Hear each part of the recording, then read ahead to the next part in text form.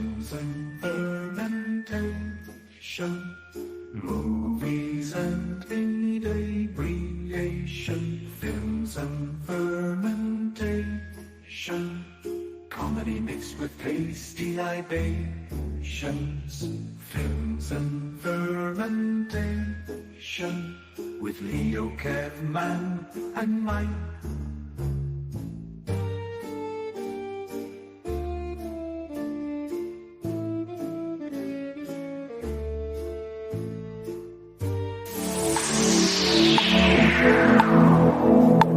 This podcast is part of the Deluxe Edition Network. To find other great shows on the network, head over to deluxeeditionnetwork.com.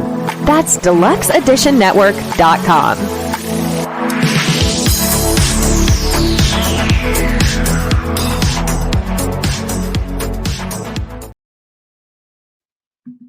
Hey everybody, welcome to Films and Fermentation. Tonight it's episode 169.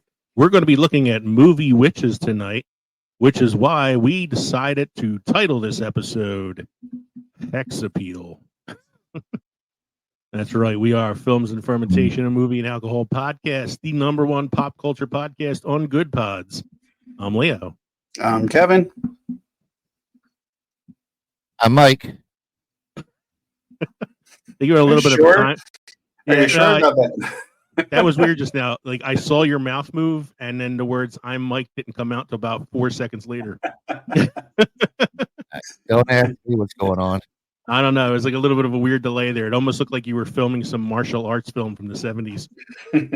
I get that from you all the time, Lee. So. So we are three friends who like to talk shit about movies while getting shit-faced. As I said, in this episode, we're grabbing our wands and broomsticks to discuss the most famous witches and wizards ever to grace the silver screen. From The Boy Who Lived to the green-skinned queen of Mean, these spellcasters have enchanted audiences for generations. So whether you're more Hogwarts or Oz, grab your potion of choice and join us as we conjure up a conversation about cinema's most bewitching characters. Don't forget to drop us. You can say that again, really. Oh, that was. I should have practiced that beforehand because that was hard. That was more difficult than I thought it was going to be when I put that on the notes. Spain falls mainly on the plane. No, it was just trying to say the green-skinned queen of Mean was like pretty difficult just now. Don't forget to drop us an email at filmsandfermentation@gmail.com or visit linktree.com/filmsandfermentation. To find all of our social media and podcast links, become part of the Films and Fermentation family by joining us on Patreon or buying our merchandise at teespring.com. We are still looking for some votes on our new theme song. We're going to be looking to start using that sometime after our spooky season episodes are over. So if you go back a few episodes, we have a little mini pod episode where I played all of our new theme song choices. Please let us know what you think. In fact, you can let us know by texting us at 904-867-4466. That's 904-867-4466, the Films and Fermentation text line. Kevin will give you the fax number information later in the show. 1, 2, 3, 4, 5. 1, 2, 3, 4, 5. It's the same combination of my luggage.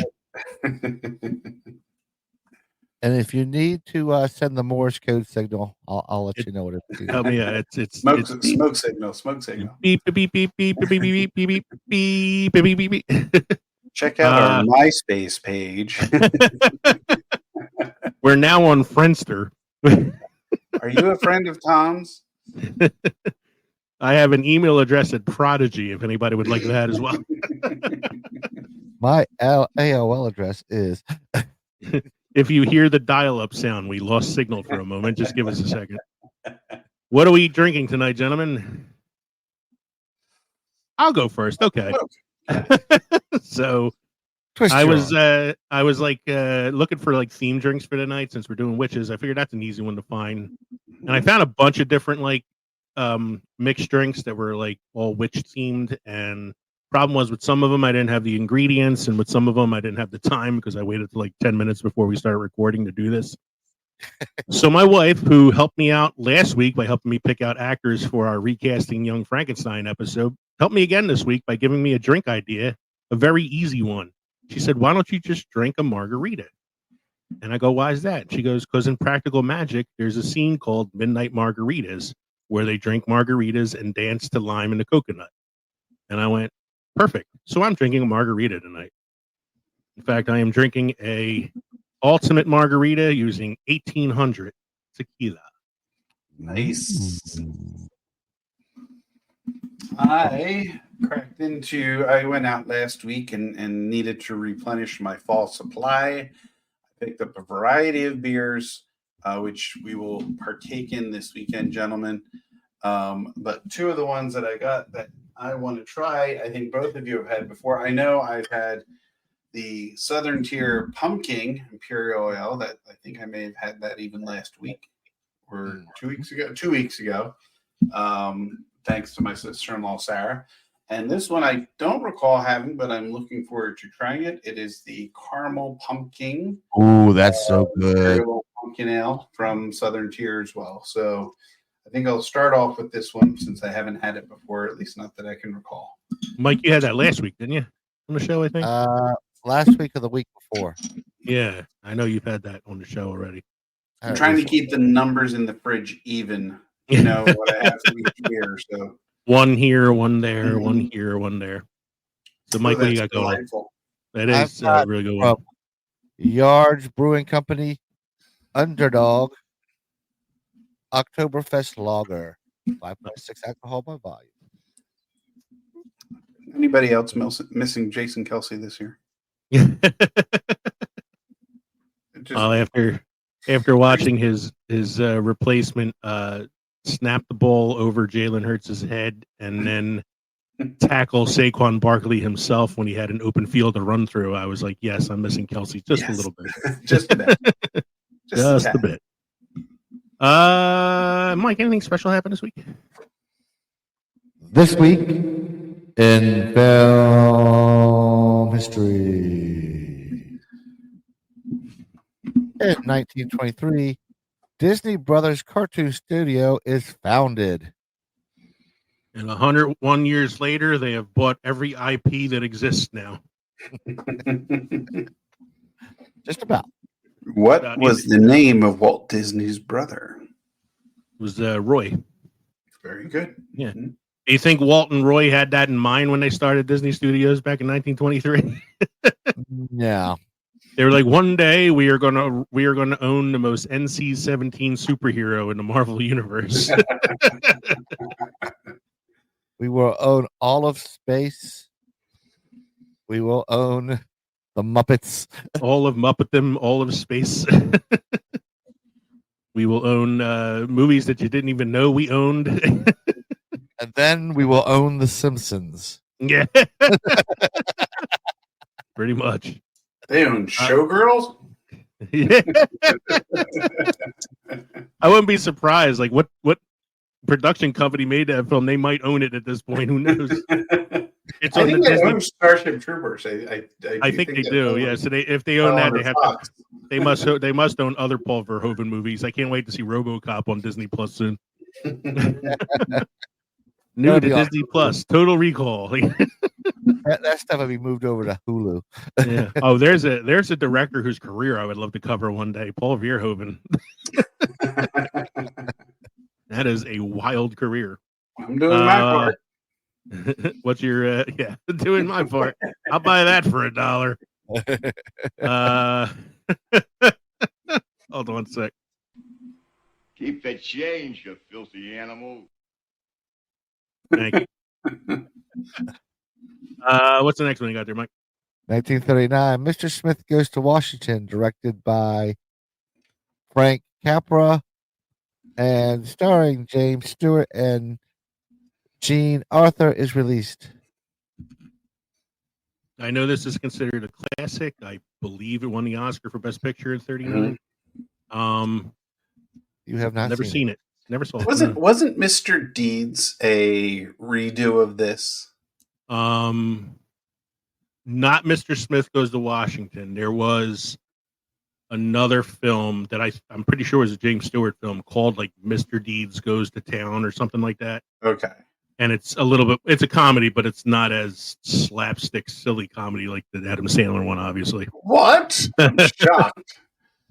As far as I can remember, there was no scene in the original James Stewart version where the butler shows him his gangrene foot and they hit it with a fire pit stick or whatever. As Mike looks weirdly at me because I know he has not seen that film. No. Next one, Mike, is a good one. 1957 musical film Jailhouse Rock, starring Elvis Presley, premieres in Memphis, Tennessee. Walking through a party in the county jail. Prison band was there, they began to wail. And was jumping and jump began to swing. You should have heard us knock out that birthday. Let's rock. Everybody, let's rock. It was Elvis's hips that started the whole big sex in prison thing. That's right, because those hips. Before then, people were like straight as an arrow. And he comes in with these swinging hips. Yeah. Like, hey now. Massive, lifelong criminal, a couple cells down, looked at him and went, yeah, I could fuck that. I'd fuck that. Unrelated story, but kind of related. Okay. Do you know somebody fucked in prison? No, it's kind of almost similar. You're to P. Diddy, aren't you? Pete Townsend of The Who. I saw him in an interview one time talking about the first time he ever saw Mick Jagger on stage. And he's like, yeah, I was just standing in the back and they were opening for us and I'm watching him on stage and I seen him dance around and gyrate. And he goes, it's the first time in my life I ever thought to myself, I could fuck a man.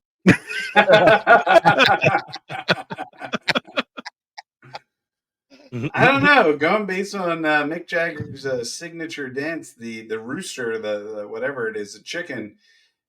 Yeah, exactly. You sure he doesn't want to fuck a chicken? All right, moving on. In 1961, film adaptation I'm in of danger. Go ahead. Where was that?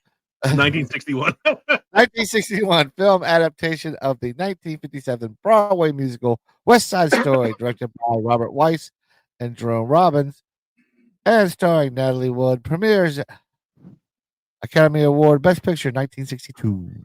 Maria, I just met a girl. Maria. Best, one of the best adaptations of Romeo and Juliet. Yep. I love West Side Story. I'm not going to make fun of it. It's a great movie. Great movie. I actually like the remake. The Spielberg version. Spielberg version was really good too. Yeah, I thought it was pretty good. Mm-hmm. What do you got next here, sir? 1967 Walt Disney's animated musical adaptation of Rudyard Kipling's The Jungle Book. Film is released. Cast features voices of Phil Harris, Louis Prima, Sterling Holloway, and Sebastian Cabot. I believe Louis Prima was King Louis. I think he was King Louis. I think he was the orangutan character. Mm-hmm. What is? Okay, I didn't know about this. Go ahead. 1978, first TV movie from a TV series, Rescue from Gilligan's Island, continues the story of the shipwreck sitcom from 1964 to 67. 6 of the original 7 castaways reprised their roles. Who didn't show? Gilligan. It'd been great if it was Gilligan. I think it was. I want to say it was the professor. The professor, yeah. I don't know that the actor might have passed away or something before they did that revival film because this is 11 years after the show ended. So I'm assuming they were still on the island 11 years later. I think at that point they might have eaten the professor. You could hit your radio out of coconuts, but you couldn't fix a hole in the damn boat. If I remember correctly, they got back to the mainland. They hated it so much they went back to the island. Okay. Yeah. Totally plausible. Don't think I've ever seen that TV film. And the last fact for this evening, sir. And 2021 Marvel film Eternals, directed by Chloe Zhao or Chow, Mm-hmm. starring an ensemble cast including Gemma Chan, Richard Madden, and Jolie, premieres in Los Angeles. And Marvel fans everywhere said, meh. It would have been better off making that a miniseries. Yeah, I think it would have been Yeah. better if you had Yeah. if you Introduce spread it out, introduce the Introduce- characters a little bit. Well, yeah. Yeah, I agree. I totally agree that probably would have been better off being like a Disney Plus series or something. And people have yet to mention this large thing popping out of the Indian Ocean. And Yeah. all the subsequent things. Yeah, they've totally forgotten about that Titan or whatever the hell it is that they kill at the end. It'd be weird, like if they actually did end up bringing it up in one of the future projects out of nowhere. Like it's like, oh, they didn't forget about that. Okay. Must try beer craft destination for this evening, Mike. I have a must-try beer, Northern Sky Stout from Allagash Brewing Company, Portland, Maine. Stout isn't really something they make regularly in Belgium, but that doesn't prevent Belgium-inspired Allagash Brewing from making one. Really, this beer is more Southern English in style, with malty, chocolate, and espresso aromatics, a velvety texture, and a smooth, initially sweet roast grain flavor that dries towards the finish. Helping the eventually dryness is 7.5% alcohol by volume. North Sky has some dark fruit flavors and aromas, as well as a dry fig, prune, and raisin notes that emerge as it warms. Definitely some oats and wheat at work to contribute to mouthfeel. Sets a high bar for American craft brewing stouts. I always get weirded out when I hear the term mouthfeel. I Mouth- know it's something that goes along with most alcohol tastings, but Mouthfeel. oh, I really like the mouthfeel. I like that mouthfeel. Soft on the tongue, really caresses the palate. I can feel it tickling my throat,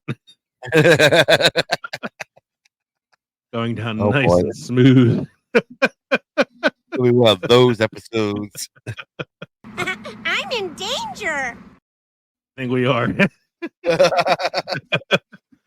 Oh, Kev. This looks like an interesting story this evening. I'm curious to hear this one. At first, I was about to make a joke about the non-alcoholic beer thing, but then I saw the rest of the headline, and I was like, oh, no, I can't make a joke about that now. Nope. Beer is good. Beer is good. Beer is good. And soft. Beer is good. Beer is good. Beer is good. Let's go drink some beer.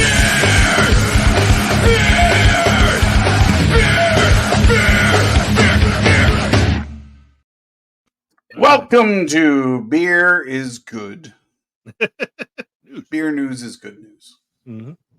All right. So, yeah, we're going to talk about non-alcoholic beer, even though our name of our show is Films and Fermentation. Article came out in Variety. Is it today? It was yesterday. Tom Holland, who is our favorite, teenage web slinger, who's actually not teenage now, but still, just like all the other ones, not teenage. Anyway, the most believable teenage web slinger. Most recent web slinger, Spider-Man, launched a non-alcoholic beer 2 years into his sobriety, claiming, "I wanted to create something that reflected my lifestyle and values." Tom Holland is the latest star to break into the non-alcoholic spirit space 2 years into his sobriety journey. The new non-alcoholic beer, playfully called Barrow, launched Wednesday morning and is now available to shop online. "For me, Barrow is personal," Holland said in a statement. "After 2 years on my sobriety journey, I wanted to create something that reflected my lifestyle and values. This beer isn't just for those on a similar path, but for everyone who appreciated quality, craftsmanship, and living life to the fullest. Barrow delivers the taste and experience of a great brew and never asks you to settle for less. The line features 3 varieties inspired by Holland's UK upbringing. Kingston Gold Pills, a fresh take on the European pills named after Holland's hometown. Edge Hill Hazy IPA, a New England style hop named after Holland's primary school. And Noon Wheat, a nod to Tom's beloved Schnauzer of the same name. Holland opened up about his sobriety journey in depth for the first time to Jay Shetty's podcast, where he said his alcohol cleanse had initially started as a temporary detox for dry January. His difficulty going without an alcoholic drink for a month made him realize he might have a problem. All I could think about was having a drink, the Spider-Man actor told Shetty. It's all I could think about. I was waking up thinking about it, checking the clock. Is it 12? It just really scared me. 1 month turned into 2, which turned into 3. Holland has now been sober from alcohol for more than 2 years and is celebrating his sobriety with a non-alcoholic line that his fans, sober or not, can enjoy alongside him. Barrow is available for purchase and nationwide shipping at barrowbrewing.com. The 12-ounce cans will come in a range of pack sizes, including the 6-pack, single flavor, 12-pack single flavor, and variety, 18-pack single flavor, and 24-pack single flavor brews. And good for him. You know, I never fault anyone for recognizing what's best for them, especially when it comes to vices, whether it be smoking or caffeine or alcohol or whatever it might be. And, you know, if this is working for him and he can bring a little love to the rest of the populace who is trying to, you know, quit the alcohol, then good for them. I also think, like, I don't know, normally we make fun of like the non-alcoholic beers, but kind of like, you know, he's like, I like enjoying a beer, but I don't want the damaging effects of it. So this is one way to do that. And good for him. It's not zero duels anymore. I looked it up. He's 28 years old. Wow. Wow. I did not realize he was that old. He looks good for his age. Just like Kate Winslet. I was going to say, not that that's old, but, you know, I don't vaguely remember being 28. That's how old I am. So Mike just turned 60. Hey! I'm not 60. If I was, I look damn good for 60. We went to the Strasbourg train yard for his birthday, and he said, "Hey, I remember when they built that train."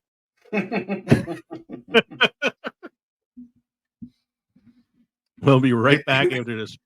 Go ahead. Will you say something? I was just going Bill Dig. Went to a Revolutionary War battleground. He said, "Hey, I remember when we had that."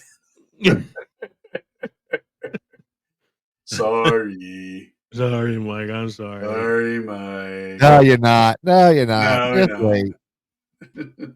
This is what Mike wants to say to us right now. So why don't you make like a tree and get out of here?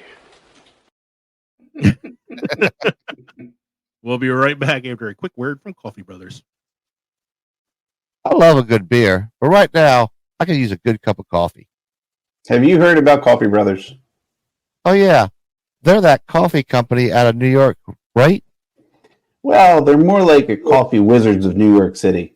They source these amazing seasonal blends and single origin coffees. It's like a flavor adventure in every cup. And get this, they roast everything in small batches. None of that mass-produced stuff. It's like each bean gets the VIB treatment. VIB? Very important bean. Sounds fancy, but is it worth it? Definitely. Plus, they're a 2-person team. I mean, that's dedication right there. 2 brothers, 1 mission to caffeinate the world. And right now you can save 10% on your order. I mean, who doesn't love a good discount? All right, you've convinced me. Let's get some Coffee Brothers now. Coffee Brothers, where every cup is a sip of perfection. Save 10% on your next order with the code FNF10. That's FNF10. Cheers to great coffee. Thank you for sticking with us after that quick message from Coffee Brothers. We're moving on to our main segment tonight.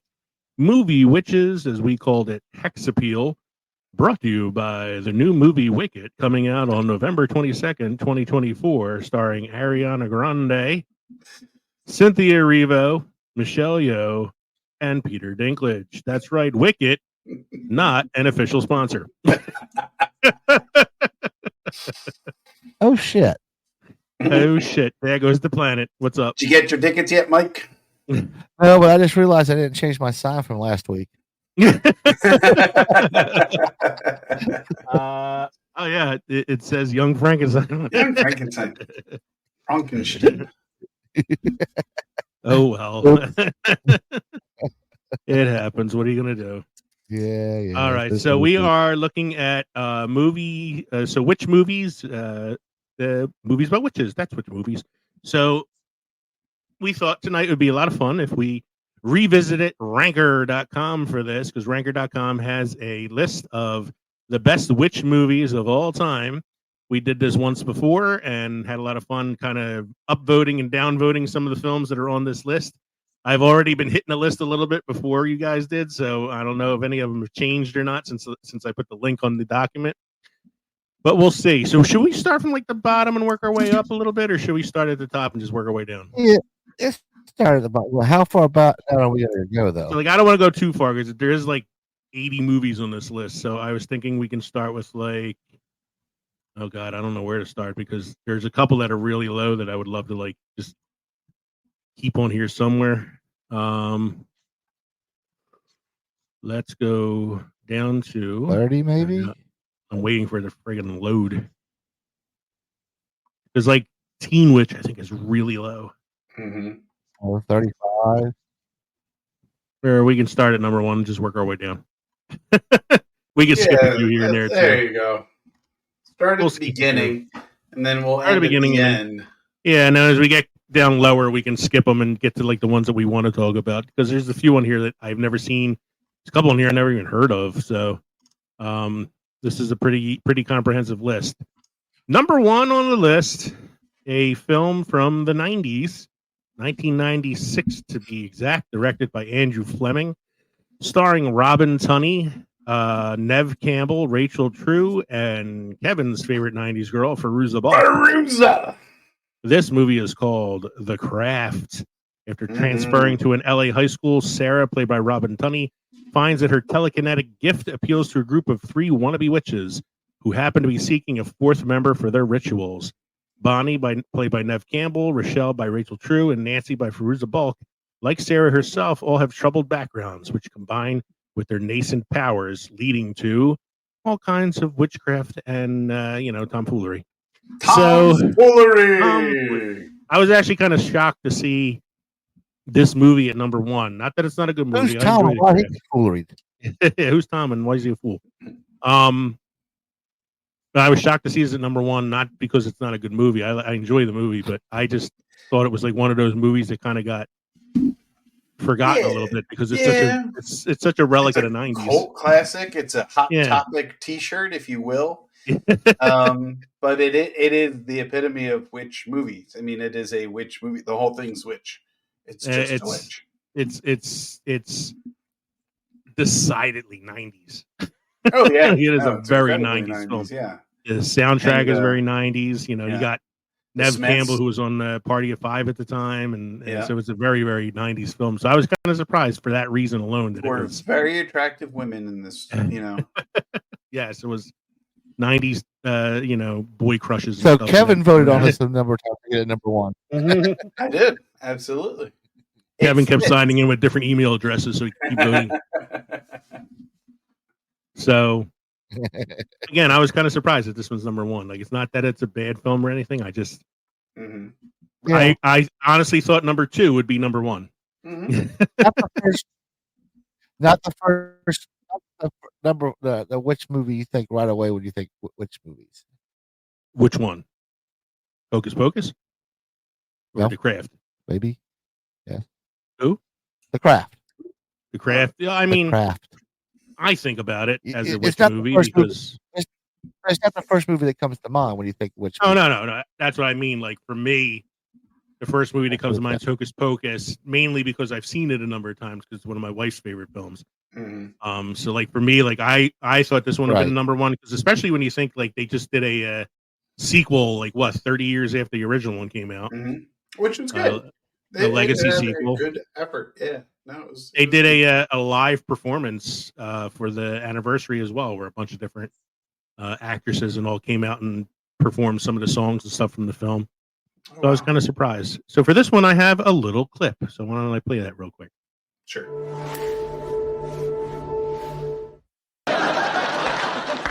I put a spell on you.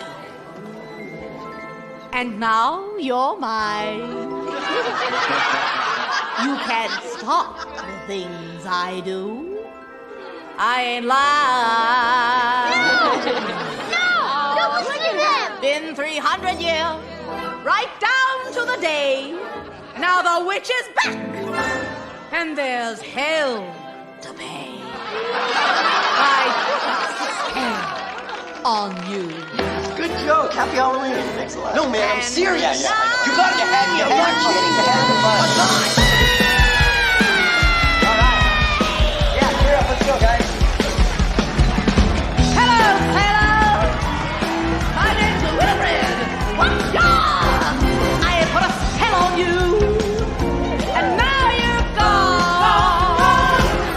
My twenty fell on you, and it was strong. Is there something wrong with me that I think this is the best that Sarah Jessica Parker's ever looked? I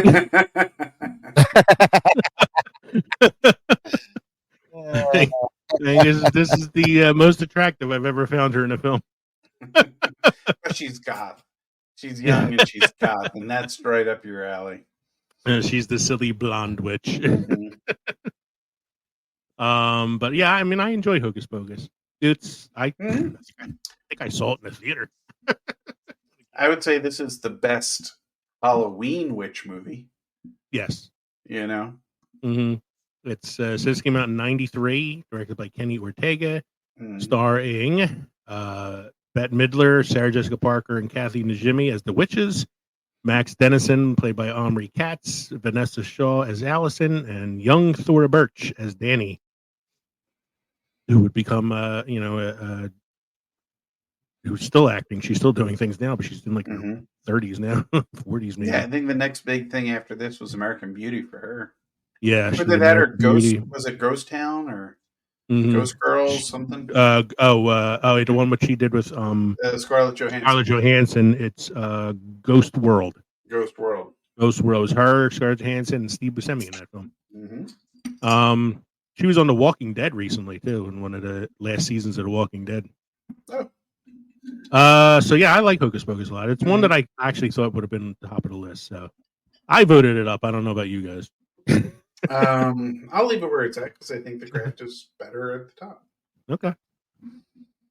Mike, where are you at with this one? I left it where it's at. Okay. Yeah. All right.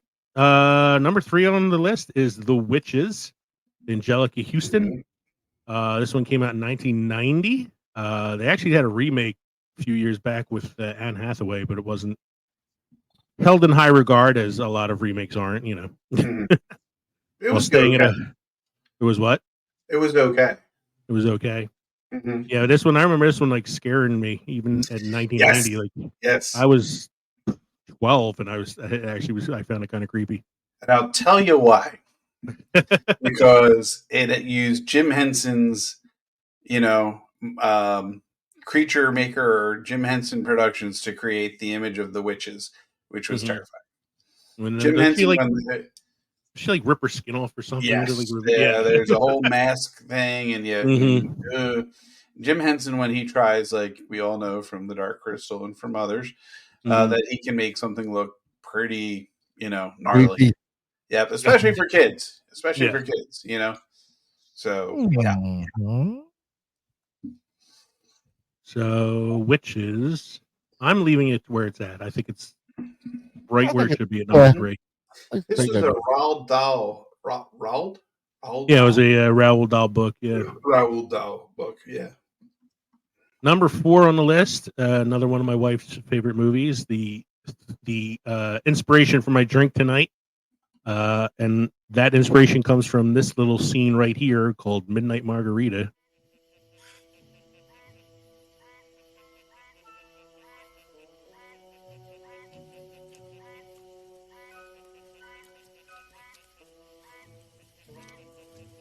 I have newt and toe of frog, will of bat, tongue of dog.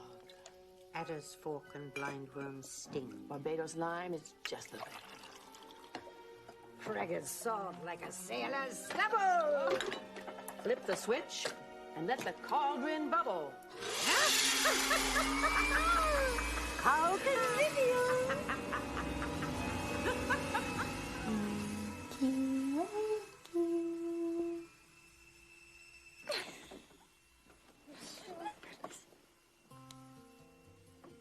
Midnight margaritas! Oh, come on!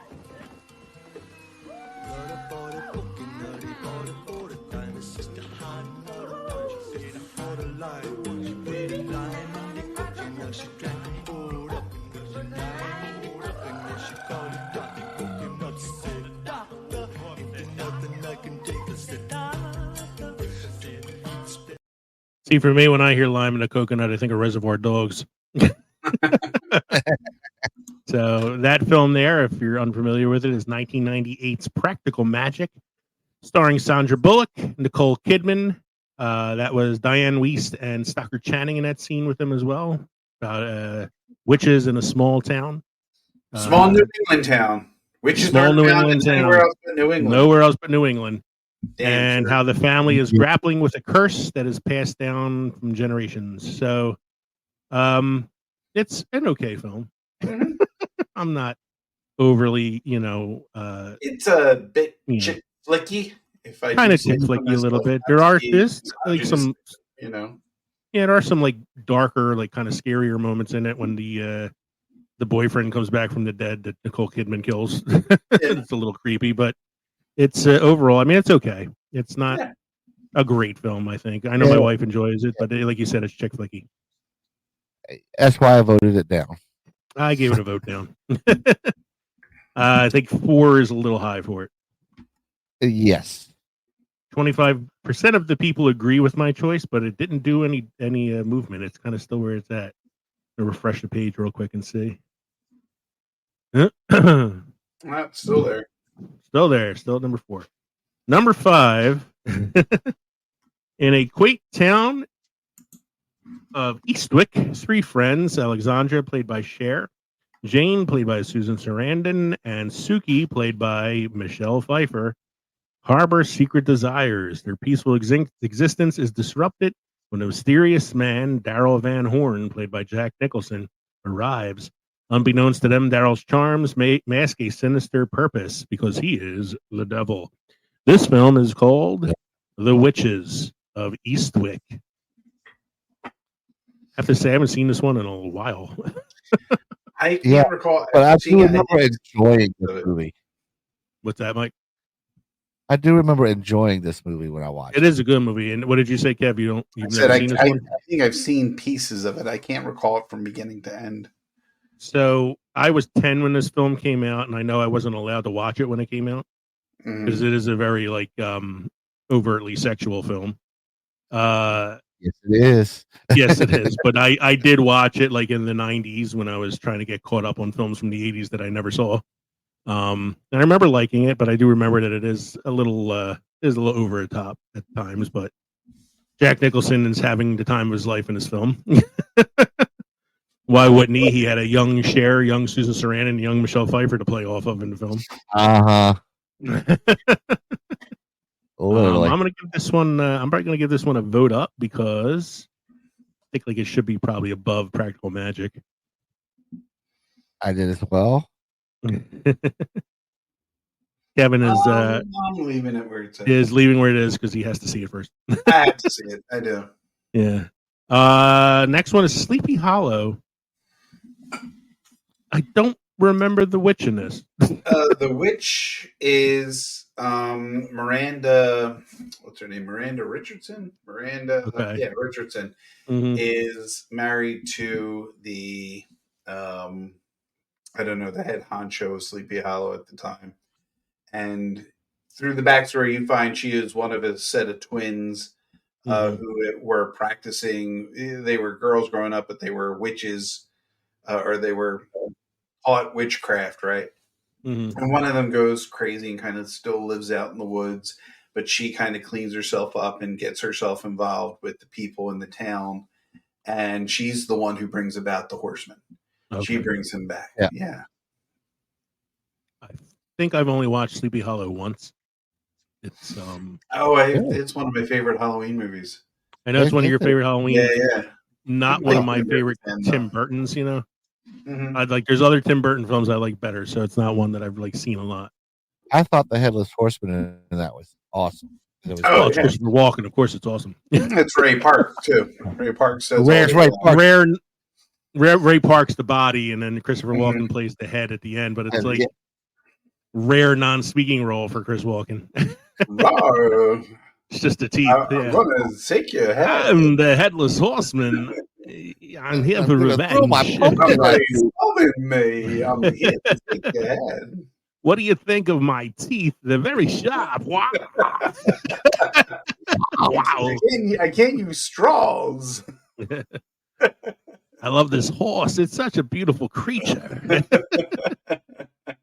I'm going to leave where it is because I know you guys both enjoy the film, and I'm not going to vote it up. It's not one of my favorite Tim Burton films. I voted it. I think it's good where it is. Number 7. Surprised this one's not higher. Now, this is tough because there's 8 films in the series. Yeah. So like, how do you vote one above the other? Because I mean, so it's Harry Potter and the Sorcerer's Stone is number 7 on the list. Which is like, well, you would have to vote by that way, which was a better movie. Yeah, that's the thing. I'm like, I know that Sorcerer's Stone is on here because it's the film that started the franchise, but I don't think it's the best of the 8 films. Not the best of the Harry Potter movies, but it is the one where you're a witch, and this is what witches are, and this is a witching school, and this is how witches live in collaboration with non-witch folk. So it's the introduction into witchery. Now, I think it's a little misleading too because the title for the ranking, so it's ranked number 7. It says Harry Potter and the Sorcerer's Stone. But then when you look at the description next to it, it has released between 2001 and 2011, directed by Chris Columbus, Alfonso Cuarón, Mike Newell, David Yates. So it's basically doing all the films. It's talking the series, yeah. It's talking the series. So it should say Harry Potter, like Chronicles or the Harry Potter series or something like that. So, I mean, if you're using all the films together as one, I would probably vote it up higher. If you're talking just about Sorcerer's Stone in general, I think it's fine where it is at number 7 because it's not the best of the series. It's the most kid-friendly one, we'll put it that way, since it's the beginning of the franchise. Yeah, I would think I would leave it where it's at because of most of the other ones, not counting, Hocus Pocus. This is not a frightening witch story. No. Plus, I mean, everybody's a witch. It's like when everybody's a witch, it kind of takes away from the witch of it, the witchery. I mean, it gets much scarier and darker later on when you bring Voldemort back. And so, I'm going to vote it up though, but I think if it stays where it's at, it's fine. I will leave it where it's at. Yeah, I'm going to leave it. The next one, number 8 on the list, is The Witch. Ooh, just called The Witch. Which they have. I like this one. Well, you like Robert Eggers films, so I do. I like Anya Taylor-Joy, and I like it. I like the joke that this is called the Vivitch because it's like 2 V's in the title screen. The Vivitch. It's Anya Taylor-Joy. It's Ralph Ineson, who is another British actor, Kate Dickie, who played. She was in Game of Thrones. She was Aunt Lysa, right?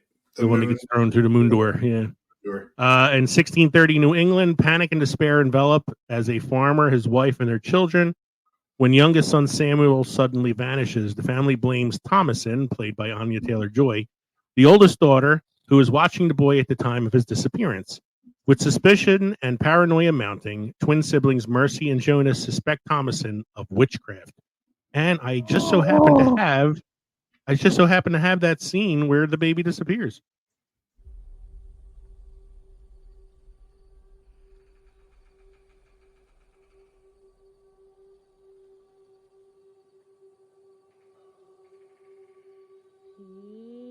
Boo! There you are. Boo! Where's Sam? Where's Sam? Where's that little man? Boo! There you are. Boo!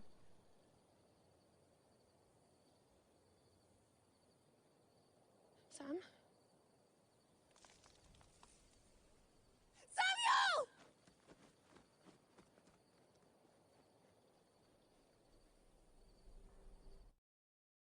That was her first film. Mm-hmm. Very first movie. Like, she did that, and then she did Split next, which is the film that kind of introduced her to American audiences. Mm-hmm. And it's all been gravy since.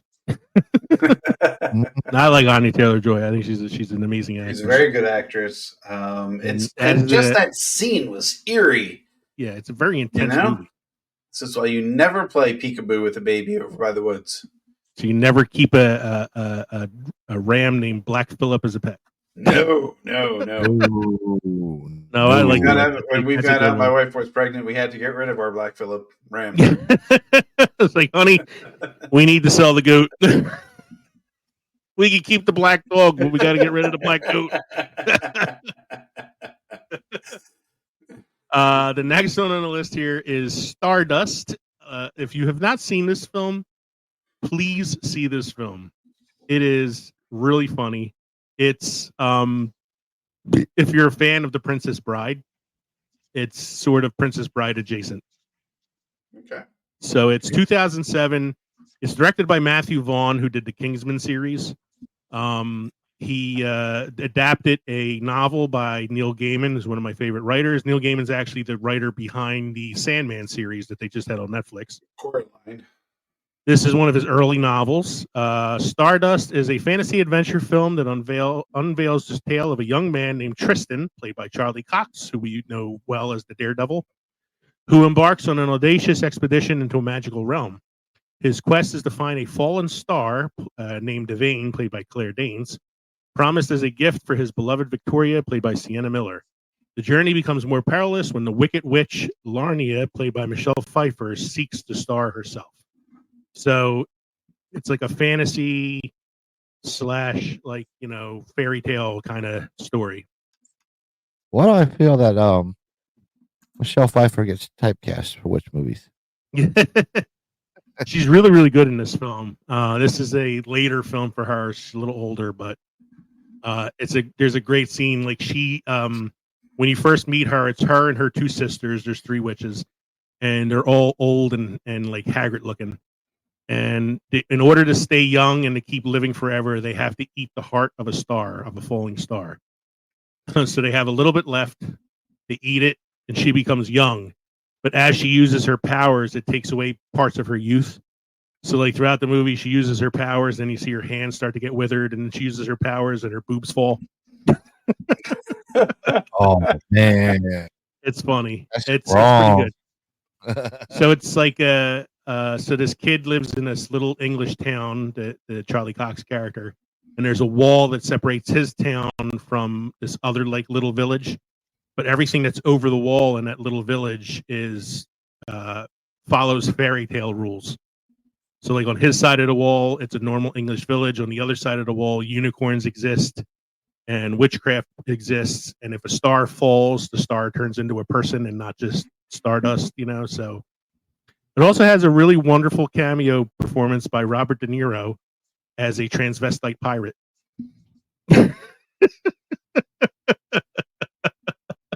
Say again? Trust me, it's funnier than it sounds. Did he know what he was getting involved? He doesn't shy away from the performance in the film. Cool. He's a sweet transvestite. So it's like he's closeted about it. transsexual. He's like closeted Pennsylvania. about it. He doesn't want his men to know that he's into wearing dresses and things. So he always acts like really butch and piratey around his men. But then behind closed doors, he's not like he's not Frankenfurter. No, he's not out. He's not overt about it. But there's a couple funny scenes, pertaining to that story. So it's a good movie if you haven't seen it. I highly recommend it. Stardust. It's a movie that didn't get as much play in the theater as I was hoping it would have when it came out. Number 10 on the list. I feel like this should be higher. Yeah, I would think I feel like this possibly could be an argument for like number 1, maybe. My vote has made it up to number 9. I was gonna say, as much as I love Stardust, I feel like it should be above that at least. Mm-hmm. The number 10 film on this list, or is it number 9 now? Number 9 now on my list. Number nine now is Wizard of Oz. So if you've never seen The Wizard of Oz, where the fuck have you been? Wizard of Oz is a classic fantasy film, a testament to old Hollywood's golden age. Young Dorothy, played by Judy Garland, finds herself whisked away from Kansas by a tornado into the vibrant, fantastical land of Oz, joined by the Scarecrow, the Tin Man, and the Cowardly Lion. And she must find the Wizard of Oz in order to get back home, but they have to avoid the Wicked Witch of the West in the meantime. She's also helped by the Good Witch Glinda, so there are a couple different witches in this film. It's The Wizard of Oz. It's a classic, folks. You should see it. It is a sequel to Wicked. Yes, it's the sequel to Wicked. Wicked is the prequel story. Yeah. It's also, what's the other one? Oz the Great and Powerful. Oz the Great and Powerful. Is the other one. Return to Oz. Return to Oz. That's on here somewhere, I think, but it's like really low on the list. They really followed the George Lucas, path of storytelling with this movie, where we start had at this the end one, and work your way back to the beginning. Work your way back to the beginning, and then you got the Return to Oz later on, which is like the Rise of Skywalker of Oz movies. So here's a little scene from The Wizard of Oz. How about a little fire, Scarecrow?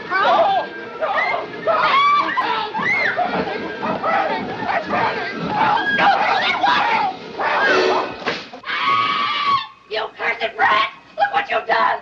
I'm melting! Melting! Oh, what a world! What a world! Who would have thought a good little girl like you could destroy my beautiful wickedness? Ah, look out! Look out! I'm going!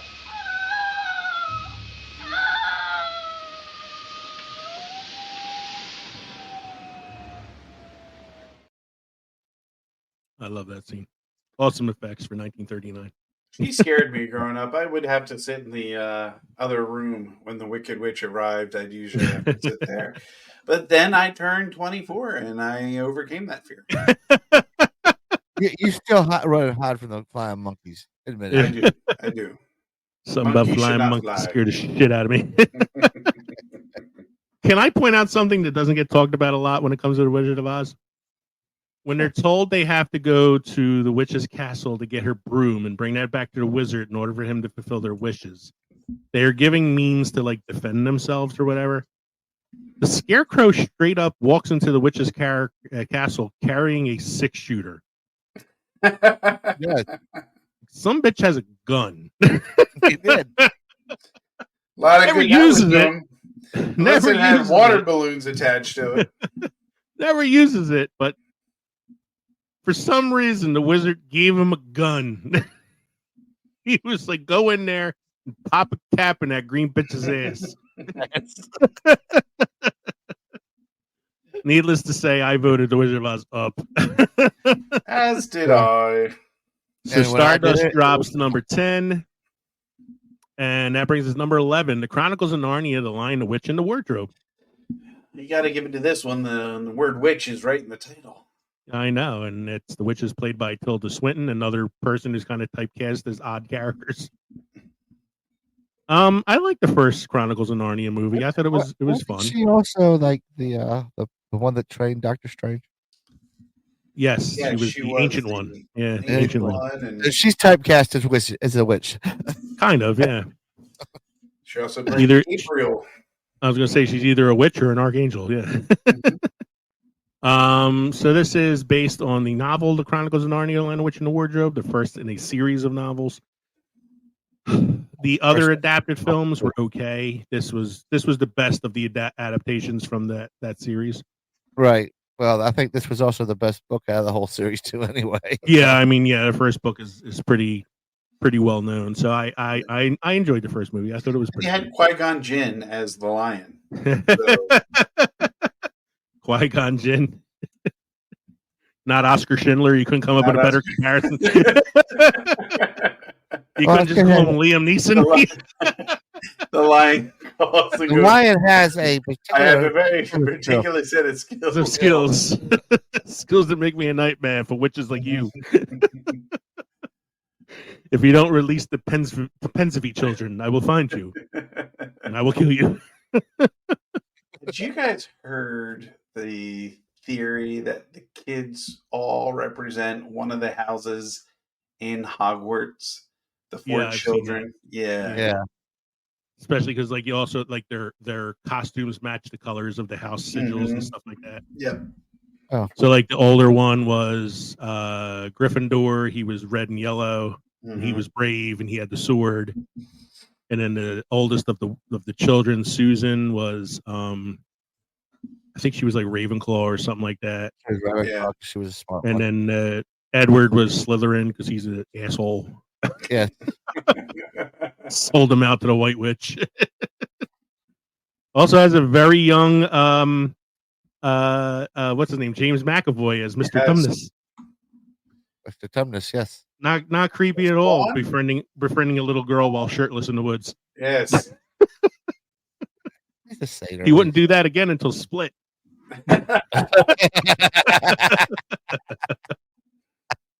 So I voted this one up. I think it should be a little higher. It should probably be in the top 10. Yeah, I agree. I voted with Yeah. that. I voted it up. Number 12 is The Crucible. Now this is actually so this is 96. This is actually, I think, like the third adaptation of the play that it's based on. This was probably the most recent one. I don't think there's been another Crucible adaptation since this one. It's okay. It's Daniel Day-Lewis, who's amazing in everything he does anyway, and Winona Ryder and Joan Island. That's probably like the three biggest names in this film. Yep. It's okay. I think Based off the play, right? Based off the play. I know there's one from like the 60s as well. There might be another one. I'm not sure. But this is the most recent adaptation. It's okay. I think it's fine where it is. Yeah. How this one got to 13, I'll never know. Hansel and Gretel, witch hunters. There's a witch. Yeah, but like witches. I'm not talking about the fact that it is a witch movie, but should it be number 13? I mean, I like Jeremy Renner. It's a good concept. The movie was not that good. No, it's not. That's why I said that. Hansel and Gretel. But I said it has a good concept. Oh, I got it to move to 14. I dropped it to 14. I just okay. That puts man, I just moved it down to 15. It was hanging on my thread. I got to refresh my screen then because it's still a 14 for me. So that puts Beautiful I got to refresh Creatures mine at too. 13. Yeah. Yeah.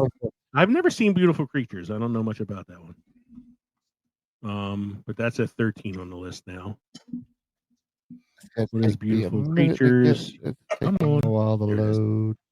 Beautiful Creatures stars Alden Ehrenreich, who's Han Solo. This just came out. Beautiful Creatures came out in 2013. Stars Alden Ehrenreich, Alan Sandler, and Jeremy Irons. Anything with Jeremy Irons in it. Come on, that's got to be a classic. Really? Because he was in the first Dungeons and Dragons movie. About it. He was also in the Three Musketeers. You didn't, Halloween. You didn't hear my sarcasm in that. That moves Halloween Town up to number 14. Mm-hmm. This is a 1998 film. Was this Never seen is this like a Disney? Disney This is a thing, Disney yeah. film, right? It's Yeah, a Disney thing. yeah. I've not seen this one either, That's so a we're gonna Disney leave movie. that where it is. Gets Hansel us and Gretel down to Witch Hunters number is dropped to 15. 15. Bed Knobs and Broomsticks. Disney channel. Bed Knobs and Broomsticks from 1971 with Angela Lansbury is now at number 16. That's Got to be raised up. So that's definitely got to go up.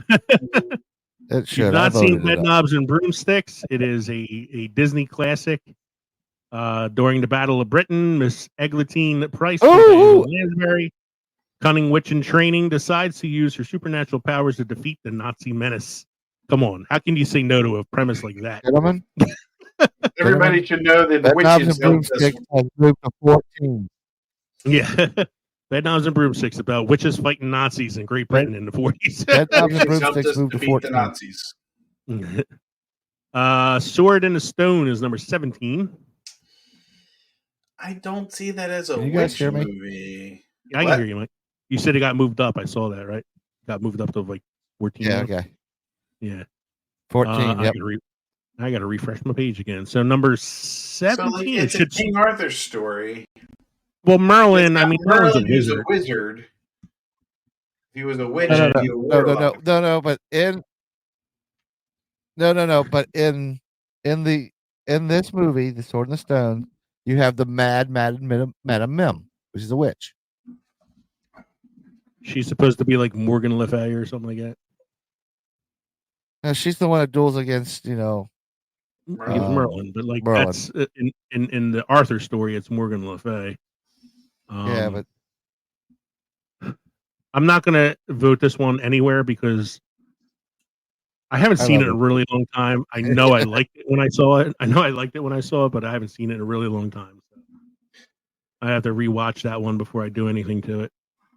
I think number 18 is where it should be, Brave. Yeah. Yeah. I like Brave, but I don't think it needs to be higher. The on witch the list. has its part, but it's not a witch. Wow, movie. we're doing a whole run of Disney. Yeah, it's a lot of things. You got Black Cauldron next, number 19. Knobs and Broomsticks. Yeah. Black Cauldron's at number that one up because I love that movie. Yeah, I like the Black Cauldron as well. Yeah. We're kind of like flying through them now because we're getting down to the bottom of the list here.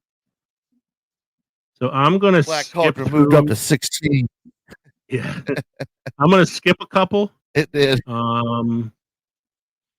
Because I want to get down to I don't want to go through the whole list, but I want to get to a few that we should mention.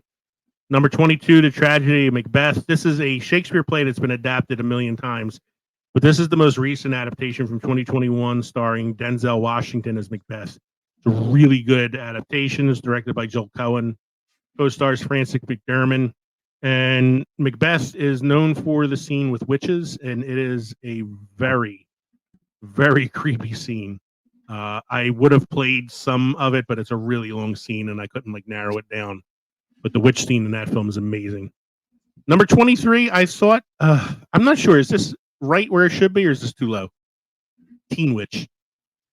Oh, that's kind of anything for that song that we're about to hear makes it move up. I'm going to play the song, and you, the listener, can decide, should Teen Witch stay at number 23, or does this song alone mean it should go up a notch? Brad just waved at you. I wish you saw more in me than just brains, though, Give him time. Men are like another species. They're really hard to get through to. Like, take Rhett, for example. Rhett? Capoletti?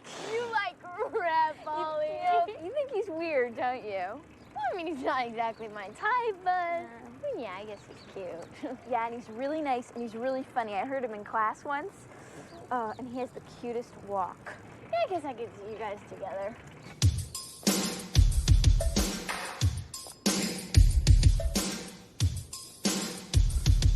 I'm king, and they know it. When I snap my fingers, everybody says short. I'm hot, and you're not. But if you want to hang with me, I'll give it one shot. Top that. No, I'm not in the mood. Oh my God. You can dream until you blue, but you will never top that. Let's go back the other way. No, just go up and then talk to him. Are you kidding? I'm so embarrassed. Look at how funky he is. I will never be hip. I'm hot, and you're not. But if you want to hang with me, I'll give it one shot. Top that. Top that. You can do all that you can, but you'll never top that. Top that. So top that.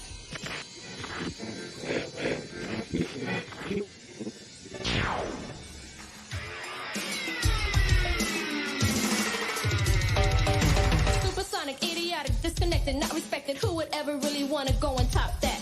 Such a waste, a pretty face, but hanging in your nose space. I wish that you would take a look and really stop that. Top that. Well, stop that.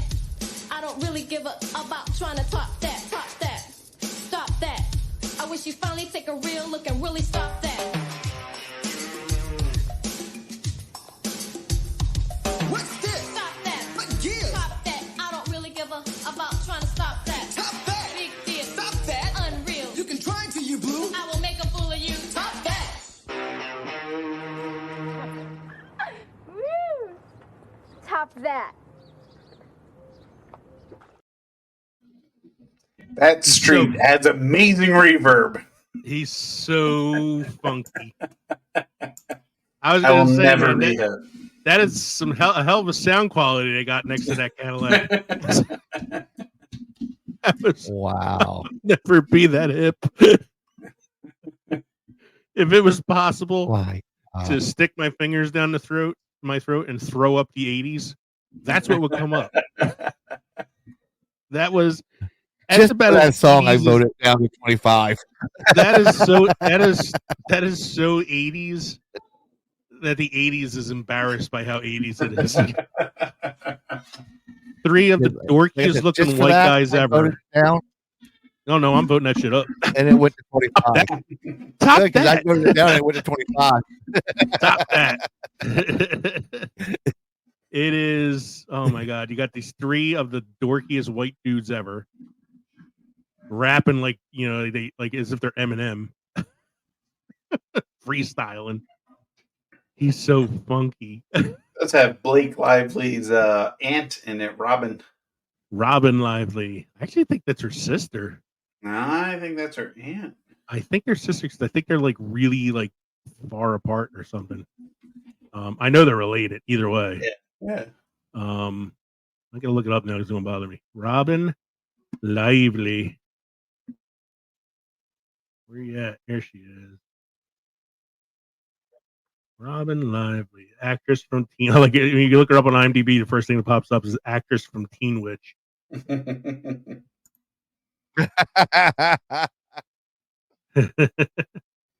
Let's see, family, relatives. Where is Blake at? Blake Lively is a half sibling. Oh, okay. So they're half sisters. Top that. Top that. So moving on, God, we can't have too much of a good time with that film. So let's move down a little bit. So we now have, oh my God. So my list is so confusing now because now The Last Witch Hunter is 23, starring Vin Diesel. I got nothing to say about that. The Teen Witch down to 25. Number 24 is Seventh Son with Jeff Bridges. I only have one thing to say about this film. Read the book. You'll have a much better time. Snow White and the Huntsman. I have another thing to say about that. Watch the original Snow White film from 1939, produced by Disney. It's a much better film. Sorcerer's Apprentice at 27. Mike, you like this one, right? I enjoyed it. I don't know if there's much of a witch in it, but she's there. I mean, the sorcerer part of it's it. Not really about her. Yeah. Rosemary's Baby, number 28. I feel like that's kind of like where it should be. I look at that more as like a devil movie because it's about the Antichrist than anything else. The Huntsman Winter's War. I have never seen it. It is the sequel to Snow White and the Huntsman. All right. Halloween Town High, a sequel to the Halloween Town film that none of us have seen. No, Halloween Town 2, Calabar's. What the fuck? Dark Shadows that's at like 32. A channel. I'm going to keep moving down and try to get to some of the better ones. So, like number 38, we got Hereditary. What You didn't want to Season of the Witch? I know. I don't want to Season of the Witch? overburden with Kevin with too much of his favorite actors' films. Hereditary, number 38, one of the scariest films I've seen in the last few years. But it's a relatively new film, and it's another one where it's not so much witches, it's kind of like a cult. So I think we'll leave that one where it is. And is there anything else here that anybody sees that they want to check out? I mean, I don't see too many other ones on here, really. Blair Witch Down. We got the Blair Witch Project, number 49. I have a little bit of that, of a scene from that film. This is probably... I just want to apologize to Mike's mom and Josh's mom and my mom. Only so much I can stare up that girl's nostrils, so we'll cut it off there. I am not a fan of this film, The Blair Witch. I liked it when it came out. I thought it was a clever. Yeah. It was a clever take on like horror film. So it's the first of what would become a slew of like found footage films. Mm-hmm. It was the first like viral marketing. Yeah, I was going to say excellent marketing on that film because everybody thought it was a real like snuff film. Mm-hmm. To the detriment of the actors in it, their careers never took off afterwards because everybody thought they were dead. Heather Donahue's mother actually got phone calls for condolences. Yeah, condolences and stuff. Yeah, and they're like, "What do you mean she's still alive?" I'm not a fan of it though. Like, I don't think it's as I don't know. I didn't get as much a thrill out of it as a lot of people did. I don't think it was like scary at all. I mean, there's other films on this list that are way scarier. If you've never seen number 52, Drag Me to Hell, it's a Sam Raimi film from 2009. Mm-hmm. Really, really good movie. Really good movie. Very, very like heartbreaking ending.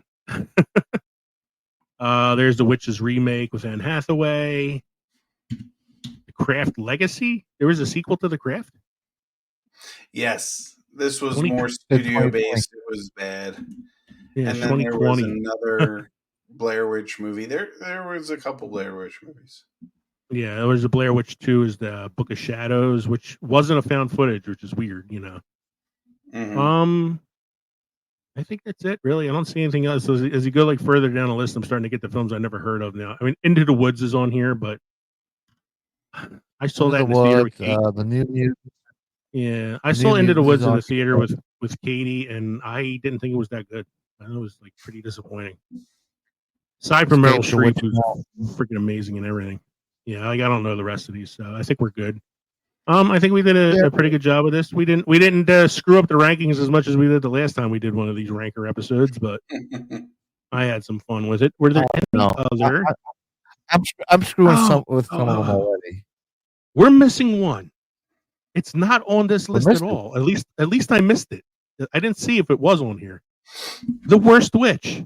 The Worst Witch.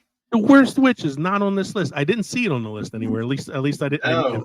I might have missed it. I don't know. But this is what got Fairuza Balk typecast as a witch, by the way.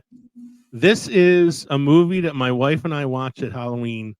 It's a terrible movie. It is. God, awful. Naturally, they remade it into a series on Netflix. Yeah, the series on Netflix. But it is a god awful film. But it is really fun to watch when you are hammered. If you're hammered, or if the last time I watched it, I was hammered and I took a couple CBD gummies, so it was really fun to watch. The Worst Witch has this awesome scene where Tim Curry's warlock character is introduced, and Tim Curry is an icon, a legend. He's the myth. He's such a great actor. We love him in Clue. We love him in Rocky Horror. We love him in everything he does. But this is particularly what's that like? We really need to do an episode just on him. Yeah, we could do an episode on his career too. Like, his career is fascinating as well. He was awesome as Pennywise in the It TV movie. But this, I don't know what to say about this. Let me play it, and then we'll discuss it. Here we go. This is from The Worst Witch, which wasn't on the list, but probably should be somewhere. Hit it! I wouldn't change places with anyone tonight. We'll carve pumpkin faces and watch the witches' flight. Every human heart will shudder. Every soul will shake with fear. Tonight, the creepiest. Tonight, the scariest. Tonight, the most wonderful.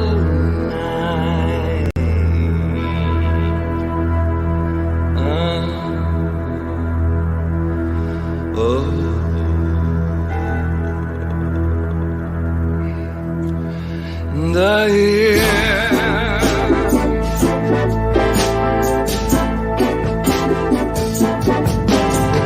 anything can happen on Halloween. Your dog could turn into a cat. There may be a toad in your bass guitar, or your sister could turn into a bat. Christmas time brings the snow. Summertime brings the sun. But on Halloween, your blood begins to run. Something spooky's going down. Anything can happen on Halloween. It's better than a video. If I could sum that up in one sentence, the sentence would be this: cocaine is a hell of a drug. That is obviously a cocaine-fused frenzy from the 80s. Where can we watch this wonderful movie? I don't know if it's on streaming or not. We own the DVD. Wow. I bought it for my wife one year for like a birthday present. Let me say this. There is another movie that we missed on the list. The special effects in that scene. I remember as a kid going to Busch Gardens for vacation one summer, and they had one of those booths where you could go in and like lip sync to a song, and they did special effects behind you. Mm-hmm. Looks exactly like that fucking song from The Worst Witch. I was singing to All the Girls I Loved before, but it was pretty much the same background. This is the predecessor of Harry Potter, you realize. This is all about kids. I know. Little kids in a witch school. You know? Yeah, but Michael Gambon never came out and sang Halloween Night. I would have loved to see that. Mike, what other movie we missed? You said we missed one. The Warlock. Yeah, you know what? I think like this list is mostly witch movies. It doesn't mention warlocks. It mentions like wizards, you know. Yeah. But yeah, like if you had to mention a good movie about a male witch, Warlock. Richard E. Grant. That was a movie I saw as a kid, and I remember thinking I loved it when I was a kid. I haven't seen it in a while, so I'm wondering how it feels upon rewatch. I'm gonna have to like check that one out and see.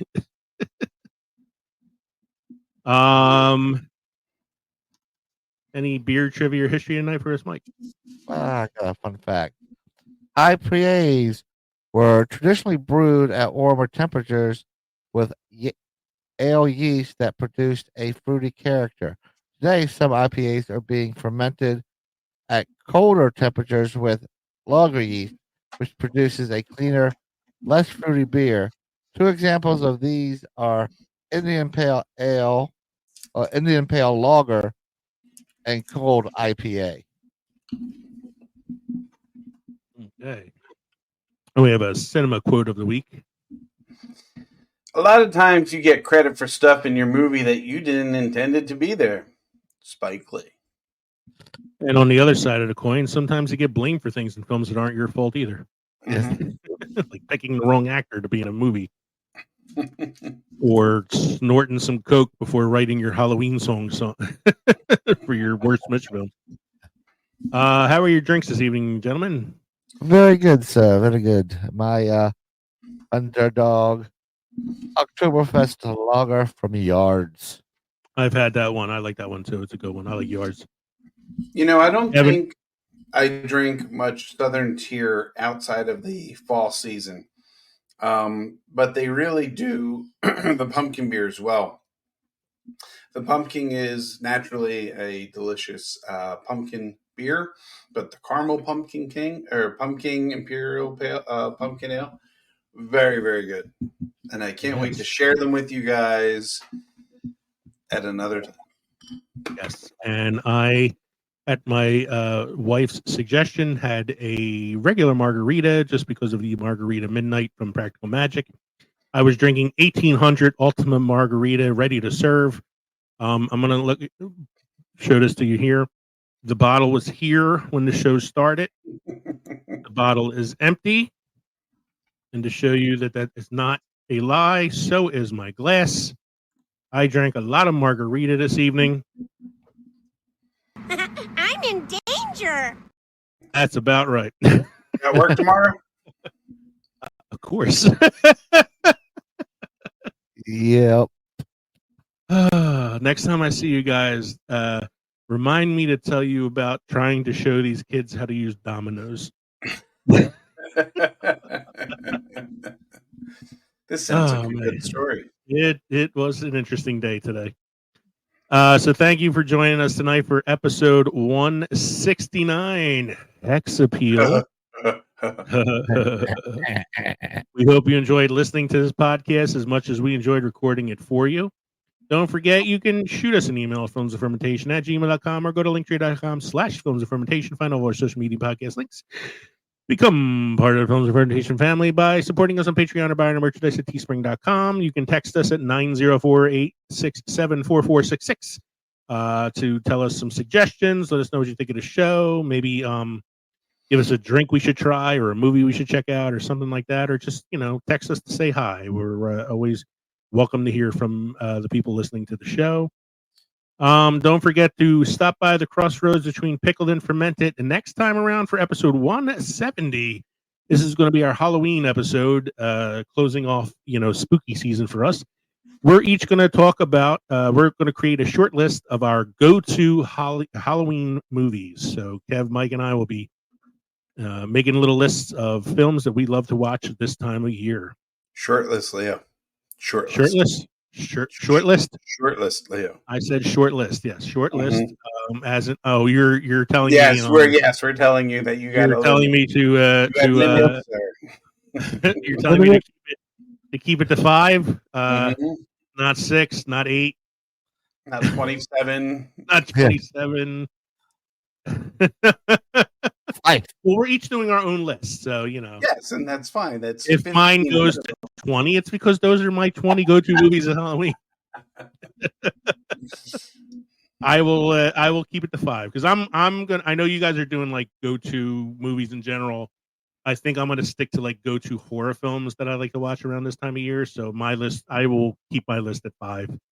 So yeah, don't forget to stop by. Until we record, and then you're like, we record, and I add 6 or 7, and then but don't forget, you motherfuckers do that too once in a while. Like, I'll be in the middle of doing the list, and I see movies getting added to it. Never. So don't forget. All those movies are going to be Rob Zombie movies, so don't worry. Yeah. So can we end this soon? Because I really got to take a piss. I'm trying to end it. You guys keep interrupting me here. So don't forget to stop between the crossroads between pickled and fermented next time around for episode 170, our go-to Halloween films. I'm Leo. I'm Kevin. I'm Mike.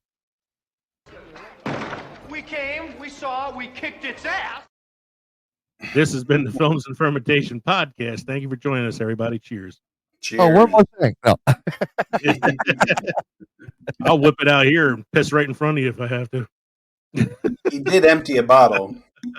Yeah, you got a bottle right there. A lot of margarita. I'm in danger. That's right, Ralphie. All right, I'll see you guys later. Yeah, see you Saturday, guys.